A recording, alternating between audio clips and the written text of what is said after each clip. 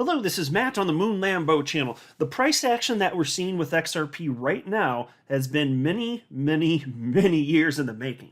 I've been saying since XRP hit its all-time high on January 4th of 2018 that I believe either XRP is going to zero at some point in the future, or the more likely option, in my humble opinion, is that it's going to, at some unknown point in the future, hit a new all-time high and enter price discovery. So that's been my bet since I saw that all-time high in early of 2018.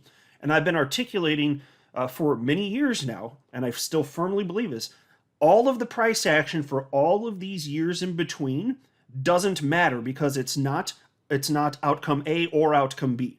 Outcome A is going to happen or outcome B is going to happen. Everything in between doesn't matter. It's not an indication that one of those two outcomes is more likely. And so it can be exciting. I'm happy to talk about it. I'm thrilled to see XRP when it runs up, like when it ramped to about $2 in April, seeing it run up, from 32 cents a week ago to as high as 55 cents last night. That's all exciting. Happy to talk about that. And we deserve to have a little bit of joy when those big moves happen. But still, in the end, I do firmly believe that all of this price action in between doesn't matter. Well, I want to share with you perspective from a chart analyst who articulated something pretty damn similar, but in Chartman form. He's given technical analysis to why he believes what he believes, and he stated that, and I'll get the specific wording, but basically what's been happening, this has been, like 4.5 years in the making, effectively. And it's in line with conceptually what I firmly believe to be true anyway. And I think it helps. I think it'll help people to understand the big player, because I know it takes forever for this type of action to play out. Sometimes you talk about 4 or 5, maybe longer years to see big action, and people get impatient and then they become less confident. But is that truly an indication that something is wrong here? Well, I mean, it could be depending on what situation we're talking about. When it comes to XRP, though, no, I mean, it's just moving in tandem with broader crypto markets. So if it's going to take that long, it's going to take that long, and it is. So anyway, I want to share with you some thoughts on that. But before going further, I do want to be clear, I do not have a financial background of any kind.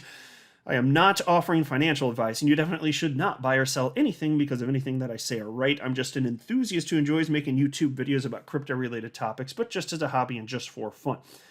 Now, as you know, about 7 days ago, XRP was as low as 32 cents. Last night, it ended up running as high as 55 cents, a little over that technically. And then it did crash back down to about 46 cents. But then it went back up today to as high as, I think, 53 cents. So here's the thing. Over the last 7 days, almost all of that movement, XRP moving to the upside, fantastic to see, way up compared to the previous week. Almost everything else, including Bitcoin, was either down or trading sideways. So for those of you that are paying attention today and saw XRP went back up, that's that part specifically where it went down to 46 cents but back up to about 53 cents today. That actually was not XRP specific. Here, check this out. Let me get you some numbers here and we'll get rolling. I'll show you on a chart here. But XRP, as I record this, is just a hair shy of 51 cents. Bitcoin is at $19,217. Market cap for the asset class, $962 billion. Bitcoin dominance at 38.24%. Crypto fear and greed index at 24 out of 100. So people still in extreme fear. But if you look here, here's the 24-hour XRP chart. And now let me flip over to the Bitcoin one. For those of you looking at the screen, you'll see what I'm talking about. There it is. That's a 24-hour Bitcoin chart. So although XRP has been in its own little world for most of the last week, this last recent jump, you can see Bitcoin had it too, and the entire crypto asset class went up. In fact, again, this is just for those of you that are looking at your screen. I've got Live Coin Watch pulled up. Here's a bunch of cryptos. Here, I'll just scroll a little more. You can see the top, like roughly 14 cryptos. Throw out, of course, the stable coins, but if you look at that recent move, you can see that all those charts look pretty much the damn same. Like pretty much everything moved up, and XRP happened to be part of that, so it was just moving in tandem. So to take of that what you will, it doesn't mean that XRP won't necessarily continue moving to the upside. In fact, that's exactly what I want to talk about. Now, I know a lot of people get cranky talking about high price targets in a bear market because people are already sour. But I think it's just as reasonable to talk about potential high price targets in a bear market, just as valid, if not more valid, to speak about it in a bear market than compared to when people are in euphoric mode and getting greedy in markets. And here's chart analyst Ambessa, who I think is rather fantastic. He's one of my favorite ones that I follow. And he ended up sharing on Twitter analysis that he actually wrote on August 14th of this year. And he's talking about how long of a play this is. Now mind you, he's also a trader, though. So he does talk about this idea of like getting in and out, setting your stop losses. For anybody that's a trader, okay, if you want to go that route, good on you. I don't do that. I don't think that I'll be good at that. It's not something I'm even interested in mastering. And so for me to make sure that I get mine, I just sit around, and after I buy, and I sit there and I hold, and I do absolutely nothing because I feel like I'm getting in and out of positions. I'm adding additional risk. There's risk that I won't be holding something that rockets when it rockets. So the way that I am approaching this to ensure the greatest likelihood that I get mine is to make sure that I always have exposure 100% of every day, no matter what. And if some of the stuff I hold goes to zero, because I hold about 30 different cryptos, fine, so be it. I'll live. Life will go on. But I don't think that's going to happen, in particular not with XRP.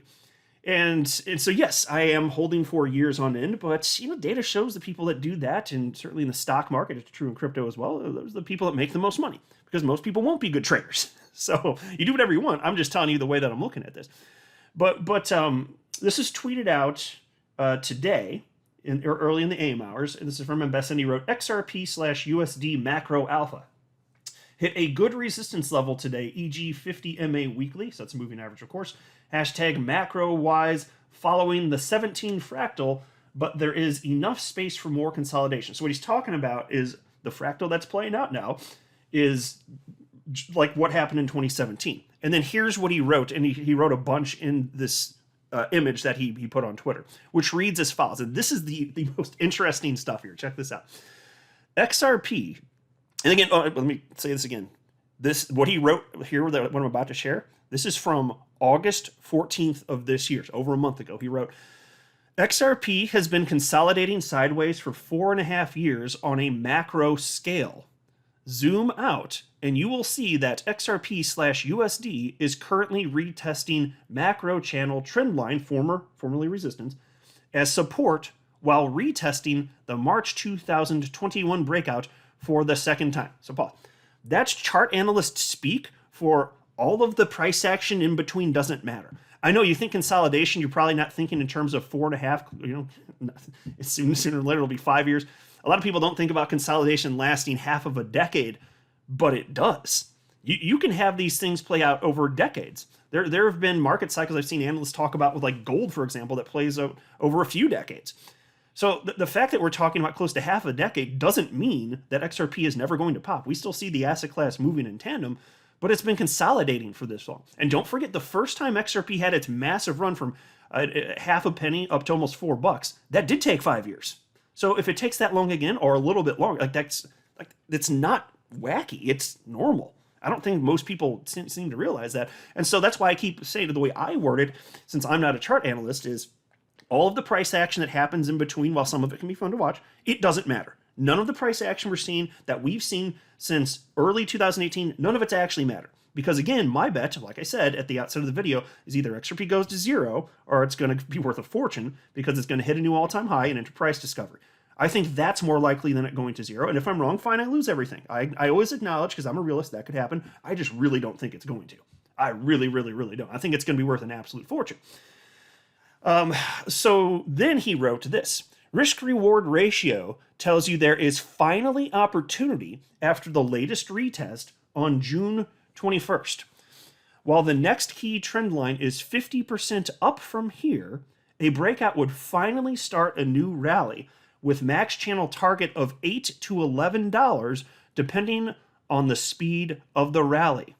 Nevertheless, this looks like a great midterm entry. Your stop loss should be below the macro channel support. So let's pause and note, he's talking about stop losses. That's not what I do. And he seems to be a great trader. Awesome.